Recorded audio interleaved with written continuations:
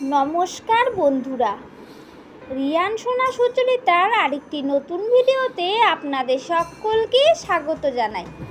আষাঢ় মাসে পালিত হয় মা বিপত্তারিণীর বাৎসরিক পুজো।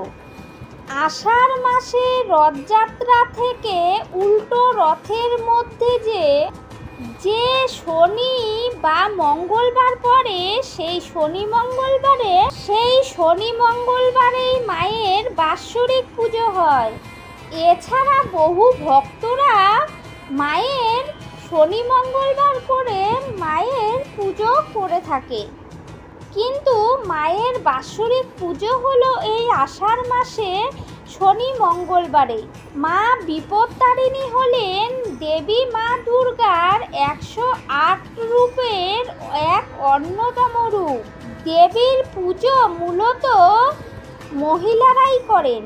পরিবারের মঙ্গলের জন্য সধবা মহিলারা এই ব্রত করেন, পুজো করেন। বিপত্তারিণী পুজো করলে বলা হয় সংসারে কোনো বিপদ থাকে।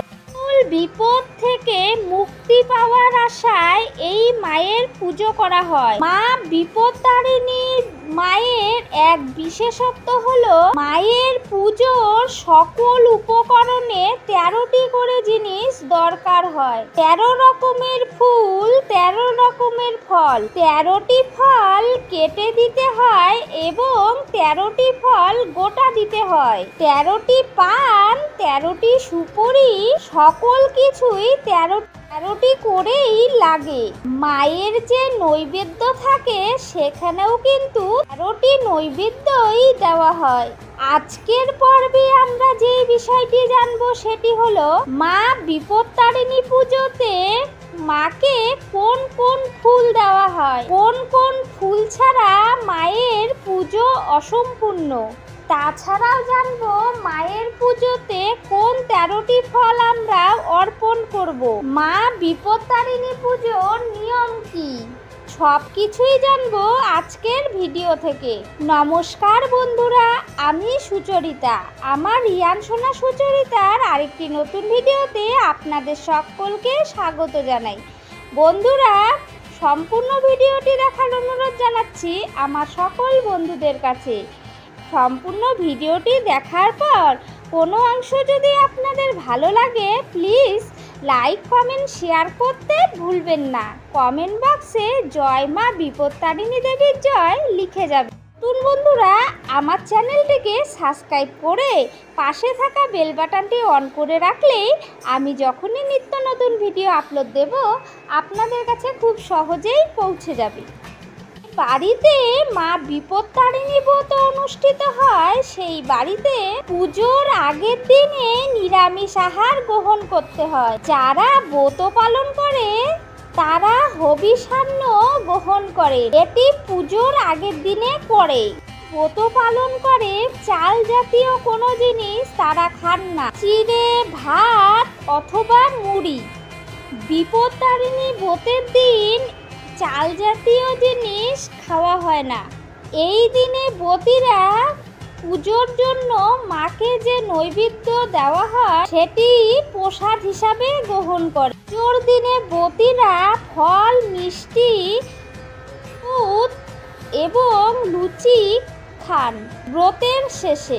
এই ব্রত করার জন্য অনেকেই পুরোহিত নেয়, অনেকে নিজেরাই ব্রত পালন করে। ব্রতের শেষে ব্রতের প্রসাদ সকলকে বিতরণ করা হয়। সনাতন হিন্দু ধর্মে যে কোনো পুজোতে ঘট স্থাপন করা হয়। বিপত্তারিণী পুজোতেও ঘট স্থাপন করতে হয়। ঘটের উপর দিতে হয় আমের পল্লব, ঘট স্থাপন করতে হয় সশেষ ডাব বা কলাও দেওয়া যায়।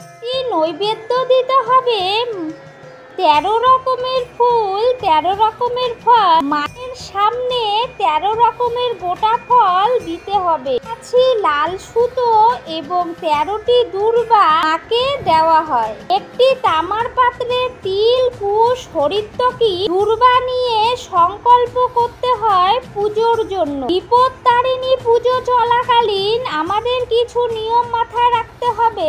এই সময় কারো সাথে কলহ করবেন না, ঝগড়া করবেন না, কারো সাথে কথাও বলবেন না। কথা বললে আপনি রাগান্বিত হতে পারেন, তাই কথা বলবেন না। সংসারে অর্থ সম্পর্কিত সমস্যা, ব্যবসায় ক্ষতি, সংসারে অশান্তি দেখা দিতে পারে। মনোযোগ দিয়ে পুজো করুন। পুজোর জন্য ভক্তি কিন্তু প্রধান, এটি যেন ঘাটতি না পড়ে। অপরিষ্কার জায়গায় বিপত্তারিণী পুজো করবেন না, তাতে কিন্তু সুখ শান্তি নষ্ট হতে পারে। পুজোর স্থান সবসময় পরিষ্কার পরিচ্ছন্ন করে রাখবে।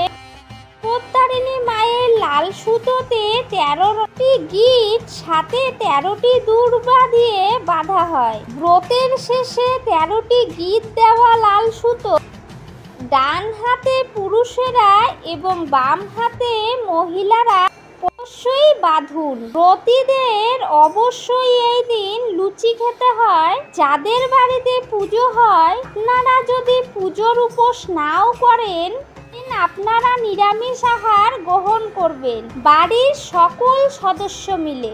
পুজোর সময় কাউকে অপমান করবেন। পুজোর সময় কারো সম্বন্ধে খারাপ কথা মনেও আনবেন না, এতেও কিন্তু দেবী ক্রুদ্ধ হন। এর বাড়িতে বিপত্তারিণী ব্রত, তাদের বাড়িতে সেই সব সদস্যরা সেই দিনে কাউকে টাকা ধার দেবেন না, নিজেও নেবেন না। মা বিপত্তারিণী দেবী দুর্গার 108 রূপের এক অন্যতম রূপ। মায়ের পুজোতে মা দুর্গার পছন্দের ফুলই মাকে নিবেদন করবেন।